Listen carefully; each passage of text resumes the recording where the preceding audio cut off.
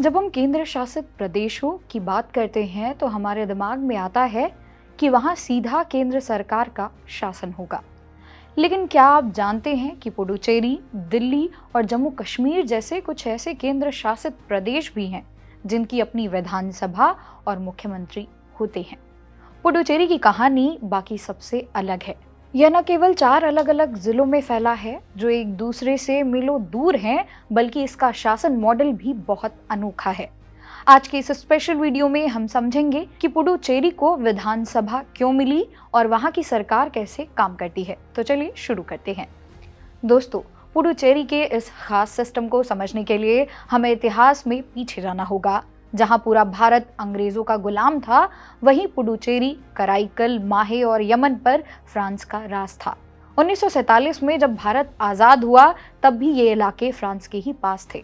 1954 में एक ऐतिहासिक समझौता हुआ जिसे ट्रीटी ऑफ सेशन कहा गया। फ्रांसीसी सरकार ने एक शर्त रखी थी, वो ये कि पुडुचेरी की अपनी सांस्कृतिक पहचान और विशेष प्रशासनिक व्यवस्था बनी रहनी चाहिए। इसी वादे को निभाने के लिए भारत सरकार ने इसे एक अलग केंद्र शासित प्रदेश बनाया और 1963 में यहाँ विधानसभा की स्थापना की गई। यानी पुडुचेरी का ये सिस्टम हमारी उस संधि और इतिहास का सम्मान है। अब एक मजेदार फैक्ट सुनिए। पुडुचेरी कोई एक शहर नहीं है। इसके 4 जिले और चारों एक दूसरे से मीलों दूर अलग अलग राज्यों में घिरे हैं। पुडुचेरी और कराईकल ये तमिलनाडु के पास है। यमन ये आंध्र प्रदेश के पास है। वहीं माहे केरल के पास है। सोचिए, 3 अलग अलग राज्य, अलग अलग भाषाएं और अलग अलग कल्चर, लेकिन शासन एक। इन चारों को मिलाकर बनती है पुडुचेरी की विधानसभा। यही कारण है कि यहाँ का प्रशासन चलाना किसी भी दूसरे केंद्र शासित प्रदेश से कहीं ज्यादा चुनौतीपूर्ण और दिलचस्प है। अब थोड़े टेक्निकल लेकिन जरूरी हिस्से पर आते हैं।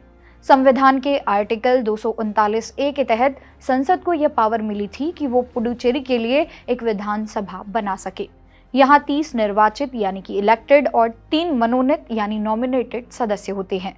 लेकिन याद रखिए, पुडुचेरी एक स्टेट नहीं है। यहाँ की सरकार के पास कानून बनाने की शक्ति तो है, लेकिन पुलिस, जमीन और पब्लिक ऑर्डर जैसे बड़े मुद्दों पर केंद्र का हस्तक्षेप ज्यादा होता है।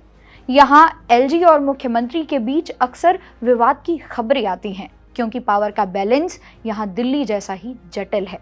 यही वजह है कि पुडुचेरी के मुख्यमंत्री अक्सर इसे पूर्ण राज्य बनाने की मांग करते रहते हैं। अक्सर छात्र पूछते हैं कि क्या पुडुचेरी और दिल्ली का सिस्टम एक जैसा है? जवाब है काफी हद तक, लेकिन कुछ बड़े अंतर हैं।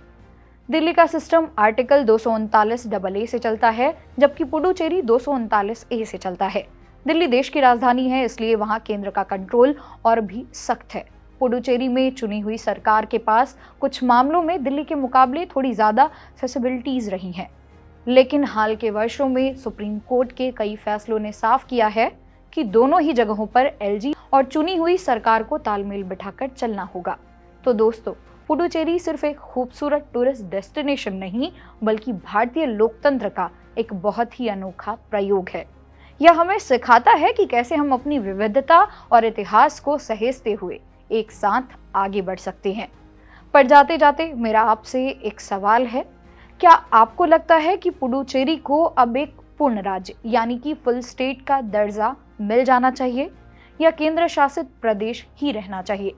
अपनी राय कमेंट बॉक्स में जरूर बताएं। वीडियो को अपने दोस्तों के साथ जरूर शेयर करें और इस लैंड ऑफ डाइवर्सिटी के बारे में, ताकि उन्हें पता चल सके।